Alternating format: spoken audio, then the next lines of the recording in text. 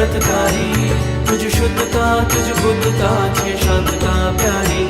निसंगता निस्पृहता निर्मोहता धारी। जिन वचन खातिर प्राण साटे छे वफादारी। जिन वचन खातिर प्राण साटे छे वफादारी। जिन वचन खातिर प्राण साटे छे वफादारी।